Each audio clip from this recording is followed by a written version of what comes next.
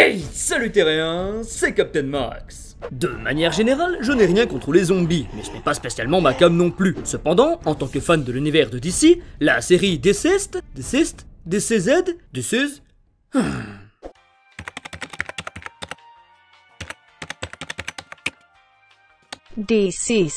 La série DCZ, mettant en place une histoire de virus transformant les héros en morts-vivants, m'a évidemment beaucoup intrigué. Et c'est donc après avoir lu les 3 tomes disponibles pour le moment en français chez Urban Comics que je me suis dit qu'il serait intéressant de partager tout ça avec vous. Alors ne perdons pas de temps, et c'est parti. Bang!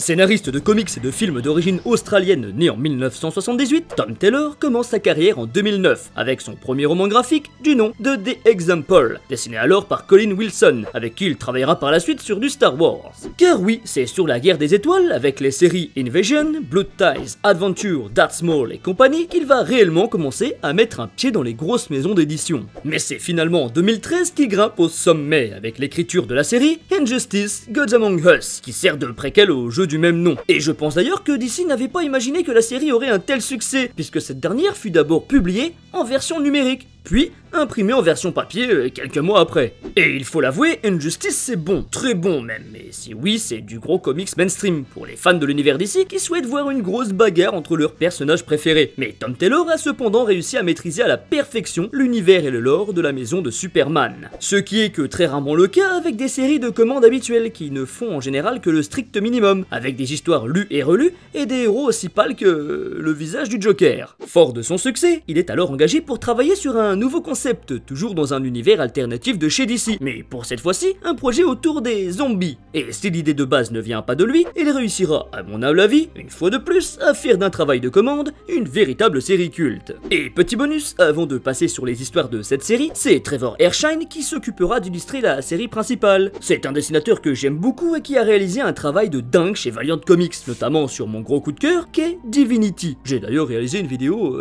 sur celui-ci, si ça vous intéresse.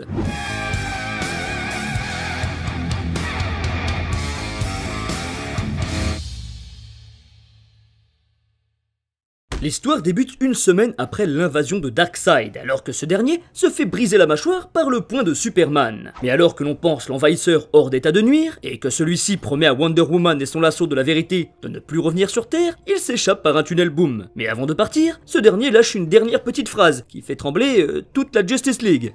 Je ne reviendrai pas, c'est inutile. Car en vérité, j'ai déjà obtenu ce que je voulais. C'est par la suite que l'on découvre qu'il était en vérité venu sur la Grande Bleue pour obtenir la seconde partie de l'équation d'antivie, celle qui lui manquait et qu'il a malheureusement réussi à trouver. Cette dernière était en effet cachée à l'intérieur du corps de Cyborg, alors capturé par Desaad, le serviteur du dieu d'Apocalypse. Et alors que Darkseid décide de fusionner physiquement et numériquement sa moitié de l'équation avec celle de Cyborg, cette dernière se corrompt et devient alors un virus techno-organique. S'attachant directement au maître des lieux, le dirigeant d'Apocalypse perd complètement le contrôle et se jette violemment dans les fosses ardentes de sa planète pour y libérer toute sa puissance afin de détruire son monde en 1000 morceaux. Par malchance, Cyborg, alors en possession du virus, est renvoyé sur sa planète avant l'explosion de ses ravisseurs. Mais à la seconde même de son atterrissage à Metropolis, son système informatique se reconnecte immédiatement au réseau internet et diffuse alors le virus d'antivie sur toute la planète Terre. C'est à partir de ce moment que l'on va découvrir un récit très rafraîchissant, puisque les réactions et actions habituelles de nos héros ne seront pas suffisantes pour sauver le monde. Batman, malgré son intelligence, n'aura pas le temps de se préparer, la vitesse de Flash ne lui permettra pas de stopper 600 millions de contaminés, l'île de Wonder Woman n'est pas assez bien cachée, et Superman et ses bonnes intentions ne seront probablement pas la solution à ce problème inédit. Un comics que j'ai vraiment apprécié, d'où ma note de 100% sur Instagram. Je ne peux donc que vous conseiller de sauter sur cette lecture qui pourrait presque faire suite à la Snyder Cut du film Justice League, qui est d'ailleurs un bon film soit dit en passant, et bien meilleur que cette atrocité sortie en 2017.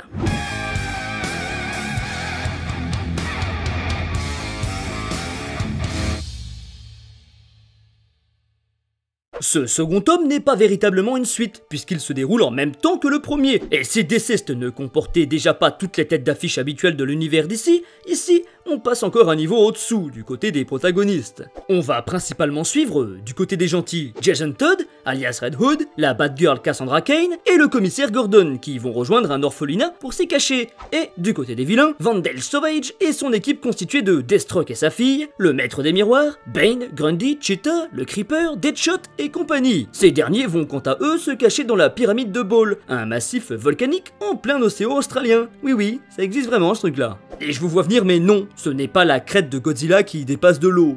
Dans le lot, finalement, très peu de personnages qui m'intéressaient, mis à part James Gordon. Et pourtant, l'histoire est tellement bien contée que Tom Taylor réussit une nouvelle fois à me surprendre et me faire accrocher au récit que je n'ai pas pu m'empêcher de lire la série d'une traite. On a droit à pas mal de rebondissements assez surprenants du début à la fin, et j'ai adoré le traitement des personnages et l'humanisation des monstres comme Cheetah et Grundy. Et c'est à ce moment même que vous allez dans l'espace commentaire pour écrire. C'est quand que tu fais une vidéo sur Grundy? Allez, fais une vidéo sur Grundy. Et elle est où la vidéo sur Grundy? Si ce n'est quand même pas au niveau du premier tome, puisque l'on connaît déjà l'univers et le statu quo des grandes têtes d'affiche, que les dessins et la colo sont un peu moins sombres, et qu'il n'est pas pensable de lire celui-ci avant d'avoir lu le précédent, il reste tout de même une très bonne lecture. Et je trouve même qu'elle est indispensable pour profiter pleinement de cet univers apocalyptique, très bien mis en scène par Tom Taylor et son équipe.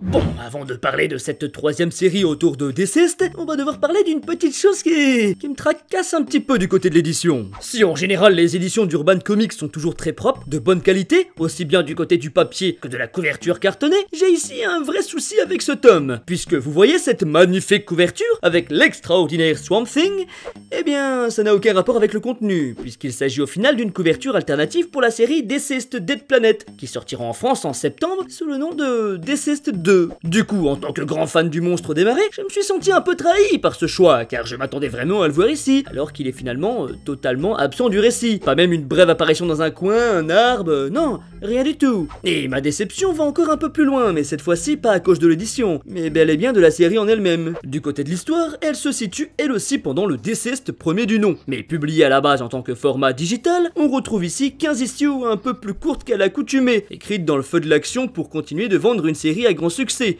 j'imagine.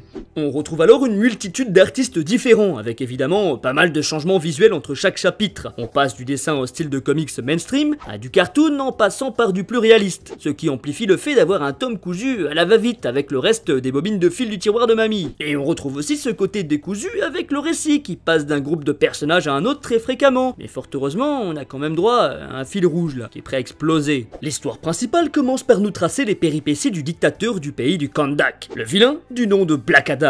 Alors que tout était sous contrôle pour lui, après un simple clic pour couper toute connexion internet au Kahndaq, et quelques coups de poing et de foudre pour tuer les infectés présents dans la ville, ce dernier refusera d'accueillir Superman et les ultimes survivants du monde en ses terres. Et c'est juste après cet échange avec l'homme d'acier qu'il commettra sa plus grosse erreur, et c'est ainsi qu'il deviendra le cauchemar de nos protagonistes. Protagonistes qui, mais alors, ne m'intéressent pas du tout. Parce que oui, si Black Adam est un très bon antagoniste, il ne servira au final que de faire valoir aux petits nouveaux de chez DC. Entre les enfants des héros que je trouve insupportables, et les nouvelles créations sans saveur, creuses et peu inspirées qui ne sont présentes que pour faire plaisir à une partie de la communauté, et l'absence du personnage sur la couverture, il est difficile de ne pas être déçu devant tant de mauvais choix. Rajoutez à cela beaucoup d'incohérences, rien que pour la conclusion du récit, mais aussi par l'inutilité totale du seul enfant que vous vous attendez à voir lorsque je cite le nom de Black Adam. Bon, pour finir sur une bonne chose, je dois avouer que si je n'ai vraiment pas apprécié ce tome dans sa globalité, j'ai un gros coup de cœur pour l'issue numéro 8, qui nous plonge dans une petite histoire autour des animaux de chez DC. Mature, intelligente et très touchante, à elle seule, elle justifie mon attachement pour ce comics.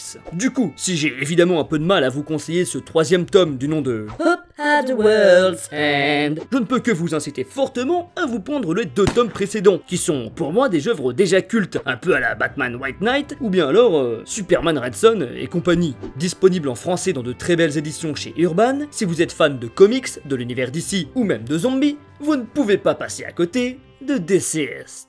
Eh bien, voilà, j'espère que cette vidéo vous aura plu. Si c'est le cas, n'hésitez surtout pas à liker, commenter et partager la vidéo autour de vous pour soutenir mon travail. Vous pouvez aussi me dire en commentaire ce que vous avez pensé de ces 3 tomes et si vous avez des sujets de vidéos que vous aimeriez voir passer sur ma chaîne. Sur ce, je vous dis merci encore et à très bientôt, terriens.